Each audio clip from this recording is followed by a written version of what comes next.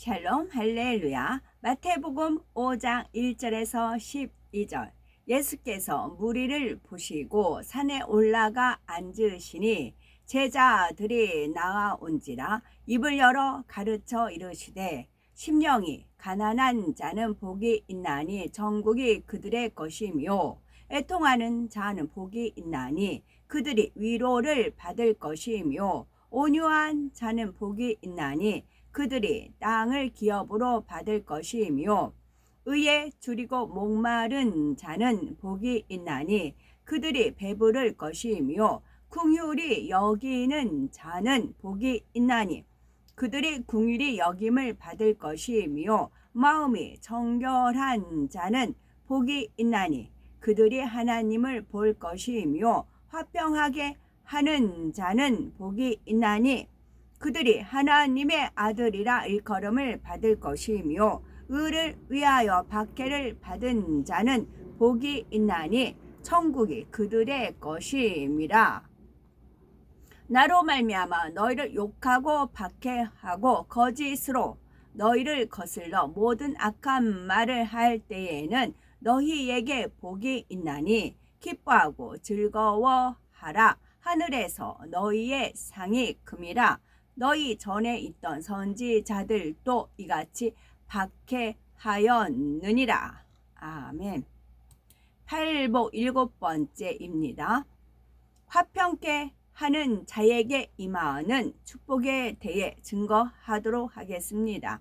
첫째, 화평케 하는 자는 하나님의 아들이라 일컬음을 받을 것이며 마태복음 5장 9절을 보면 화평케 하는 자는 하나님의 아들이라 일컬음을 받는다 했습니다.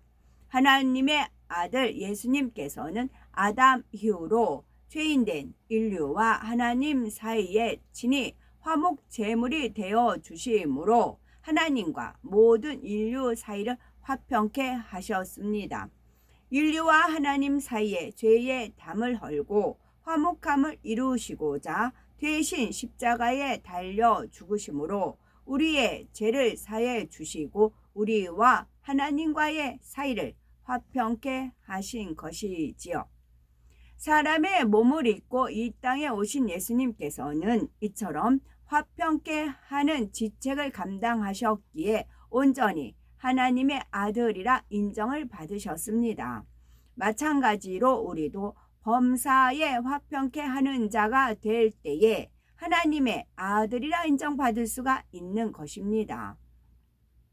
그런데 구원받아 하나님의 자녀가 되었다 해도 모든 자녀가 다 똑같은 것은 아닙니다. 한 집안에 여러 자녀들이 있어도 그들이 다 같은 위치에 있는 것이 아니고 같은 왕자라 해도 왕세자와 그 밖의 왕자는 다르며 여러 자녀 중에도 부모의 입장에서 더 마음이 가고 사랑스러운 자녀가 있는 것과 같습니다.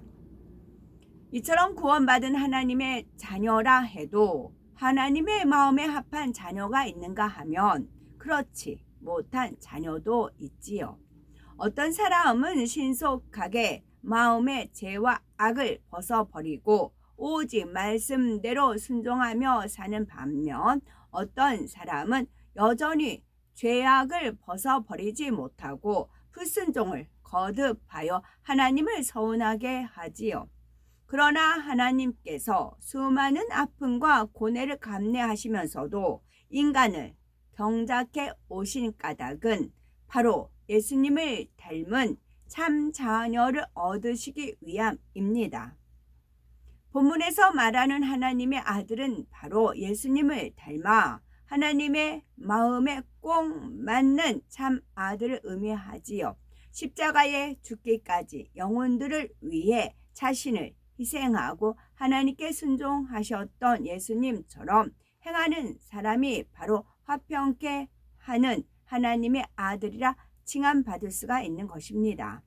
두 번째, 모든 사람으로 더불어 화평함과 거룩함을 쫓아야 주를 배울 수가 있지요. 그렇다면 우리는 화평케 하는 자라 할 수가 있으신지요? 물론 하나님을 믿고 진리를 들어서 배우게 되면 악한 의도로 화평을 깨는 일은 별로 없게 됩니다. 그렇지만 아직 온전하지 못하여 자기 의가 남아있는 한 자신도 모르는 사이에 상대를 불편하게 하는 경우가 있지요. 그러므로 우리는 자기의 유익을 위해 자신이 원하는 것을 다른 사람들에게 요구함으로 힘들게 하지는 않았는가? 다른 사람들이 상처받고 힘들어하는 것을 알면서도 내 주장을 계속 밀고 나가지는 않았는가? 내가 윗사람이니까 다른 사람들이 내게 순종해 주어야 한다고 고집하지는 않았는가? 스스로를 돌아보셔야 되겠습니다. 성령의 역사 속에서 이런 것을 깨우쳐 볼 때 나는 과연 화평케 하는 사람인가 어느 정도는 점검이 되어질 것입니다. 히브리서 12장 14절을 보면 모든 사람으로 더불어 화평함과 거룩함을 좇으라. 이것이 없이는 아무도 주를 보지 못하리라 말씀하셨습니다. 그러니 아무리 자신이 정당한 것 같아도 나로 인해 상대가 불편해하고 소리나며 부딪히는 일이 있다면 하나님 앞에 합당하지 않는 면이 있음을 깨달아 화평함과 거룩함을 좇아야 합니다. 그럴 때라야 악은 모양도 없는 성결된 사람이 되어 주를 배울 수가 있는 것이지요. 세 번째, 화평케 하는 자가 되려면은 먼저는 하나님과의 화평을 이루며 또한 자신과의 화평을 이루어야 됩니다. 화평케 하는 자가 되려면 양선의 마음을 이루어야 합니다. 화평케 하는 자가 되려면 자기의 유익을 구하지 않고 상대의 유익을 구해야 하고 또한 자기를 부인하고 상대를 위해 썩어지는 미랄이 되어야 합니다. 화평케 하는 자가 되려면 먼저는 하나님과의 화평을 이루며 또한 자신과의 화평을 이루어야 합니다. 하나님과의 화평을 이룬다는 것은 하나님과의 사이에 죄의 담을 만들지 않는 것을 말합니다. 죄 없으신 예수님께서 십자가에 달려 주심으로 우리와 하나님과의 사이에 막힌 죄의 담을 헐어 주셨습니다. 그러나 이를 믿는다 하면서도 여전히 죄 가운데 살면 죄의 담이 그대로 있는 것이고 하나님과 화평하지도 못한 것입니다. 그러니 하나님의 말씀대로 살면서 범죄하지 않는 것이 화평케 하는 것의 첫 번째 조건이지요. 다음으로 자기 자신과의 화평은 마음의 악을 벗어버림으로써 성령의 소욕을 쫓아 갈 때 이루어집니다.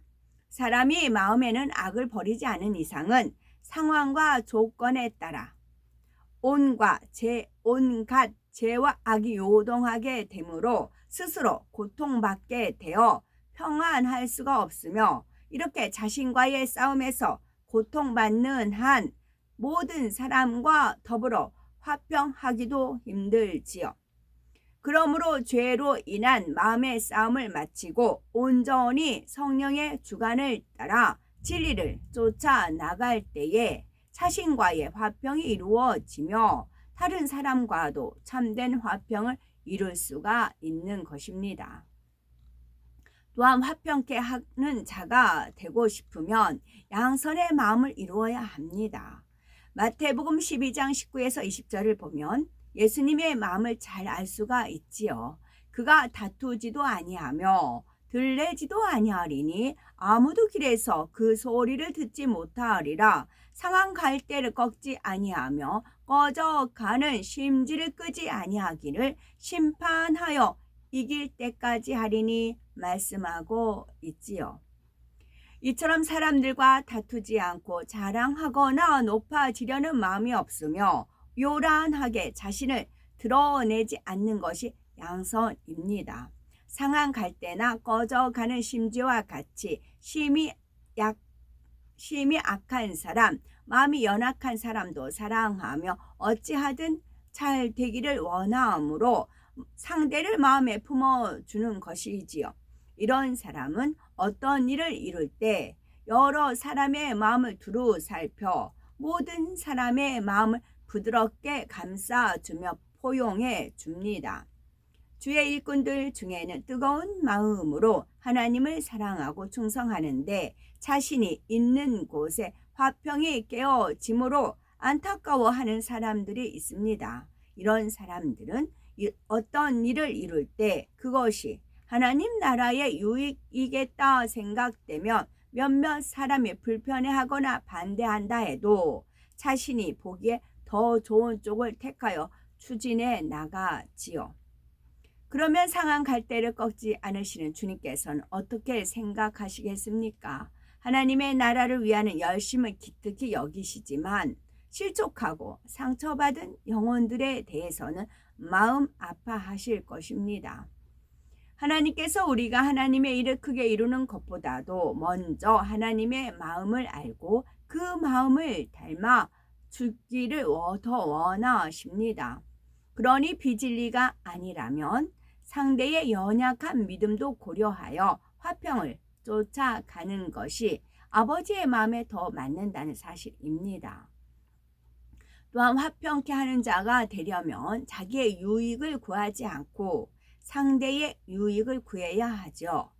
창세기 13장을 보면 아브라함과 그의 조카 롯이 함께 거할 때 아브라함과 롯의 가축을 돌보는 목자들 사이에 다툼이 있었던 것을 볼 수가 있지요. 하나님의 사랑받는 아브라함과 함께 거함으로 롯도 축복을 받아 두 사람의 가축이 심히 많아졌고 그로 인해 가축을 먹일 물이 부족하여 서로 다투는 일이 생겼던 것입니다. 그래서 거처를 나누게 되었는데 이때 아브라함은 네 앞에 온 땅이 있지 아니하냐? 나를 떠나라. 네가 좌하면 나는 우하고 네가 우하면 나는 좌하리라 하며 조카에게 먼저 선택권을 줍니다. 이렇게 아브라함은 조금도 자기 유익을 쫓지 않고 중심에서 조카가 더 좋은 땅을 택하기를 원하는 마음으로 화평을 이루었기에 하나님께 더욱 큰 축복을 받는 것을 볼 수가 있습니다. 이런 마음이라면 마태복음 5장 39에서 41절 말씀처럼 누구든지 오른편 뺨을 치면 왼편도 돌려대며 속옷을 가지고자 하는 자에게 겉옷까지도 가지게 하며 억지로 오리를 가자면 심리도 동행할 수가 있습니다. 또한 마태복음 5장 44절에서 말씀하신 대로 원수를 사랑하며 핍박하는 자를 위하여 오히려 축복의 기도를 함으로 하늘에 계신 아버지 아들이 될 수가 있는 것이지요. 예수님께서는 십자가에 못 박히시면서도 오히려 못 박는 저들의 죄를 사하여 주시라고 기도하셨습니다. 이렇게 중심에서 원수까지도 사랑하여 모든 사람 앞에 상대의 유익을 구해줄 때라야 참으로 화평이 이루어지며 하나님의 참 아들로서 새 예루살렘에 들어갈 수 있는 자격이 있는 것입니다. 또한 화평케 하고자 하려면은 자기를 부인하고 상대를 위해 썩어지는 미랄이 되어야 합니다. 사람마다 믿음의 단계가 다르고 자기 의가 다르며 생각이 다르지요. 타고난 성품과 받은 교육, 자라온 환경과 습관도 다르기 때문에 옳다 생각하는 것이 다르고 좋아하는 것이 다르지요. 이렇게 사람마다 기준이 다 다른데 서로 자기가 원하는 것을 주장하면 화평이 이루어질 수가 없습니다. 그러니 내가 옳다 해도 상대로 인해 내가 좀 불편하더라도 상대를 위해 희생할 줄 알아야 하며 그럴 때 화평을 이룰 수가 있는 것이지요. 물론 화평하기 위해서 오래 참고 상대의 허물을 덮어주는 것과 상관하기 싫어서 모른 척 하는 것과는 다릅니다. 화평을 이룬다 해서 상대가 범죄하여 사망의 길로 가는데도 그냥 두거나 타협하여 비진리를 행하라는 것은 아니지요. 모든 사람과 더불어 화평함을 이루되 반드시 진리 안에서 화평을 이루어야 하는 것입니다. 예를 들어 믿지 않는 가족이 우상 앞에 절을 하라거나 직장 동료들이 회식 자리에서 술을 권한다면 단호하게 유혹을 물리치고 하나님께서 기뻐하시는 쪽을 택해야 합니다. 비진리를 행하면서 사람과 화평을 쫓는 것은 전혀 하나님의 뜻이 아니며 이것은 팔복과도 상관이 없는 것이지요. 그러나 방법에 있어서는 지혜롭게 해야 합니다. 상대의 마음을 상하게 하는 것이 아니라 잘 섬기며 열심히 일하여서 마음을 사고 온유한 마음으로 상대가 이해할 수 있도록 설득함으로 모든 분야에서 화평을 이루어 가야 하는 것이지요. 하나님께서는 우리가 예수님의 성품을 닮아서 성결되고 완전히 행하는 자가 되기를 원하시며 그런 참 자녀를 얻기 위해 선악과를 주시고 오늘날까지 인간을 경작해 오셨습니다. 이렇게 하나님을 닮은 자녀요 하나님의 뜻에 합당한 자녀라 인정받기 위해서는 바로 화평케 하는 자가 되어야 합니다. 그러므로 원수까지도 사랑하신 주님의 마음을 닮아 모든 사람과 화평을 이루는 자가 되어 하나님의 참 아들로 인정을 받으며 천국에서도 하나님의 보좌가 계신 새 예루살렘에 거한 우리가 되셔야 되겠지요. 정리합니다.